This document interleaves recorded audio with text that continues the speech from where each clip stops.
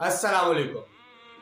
جس طرح ہم سوچتے نہیں ہیں کچھ بھی کرنے سے پہلے، ہم نمازیں پڑھتے ہیں، اللہ تعالیٰ سے دعا مانگتے ہیں، 1 دن مانگتے ہیں، 2 دن مانگتے ہیں، پھر ہم دیکھتے ہیں ہماری دعا قبول نہیں ہوئی تو ہم کہتے ہیں یار ہماری تو دعائیں قبول ہوتی نہیں ہیں۔ لیکن اگر ہم اس بات کو نوٹ کریں، تھوڑا غور کریں اس بات پر کہ جب ہم کہیں بھی باہر جاتے ہیں، کوئی فقیر ہمارے پاس مانگنے آتا ہے، وہ ہم سے 1 بار مانگتا ہے، 2 بار مانگتا ہے، ہم اس کو بولتے ہیں یار جاؤ یہاں سے، تو وہ چلا جاتا ہے۔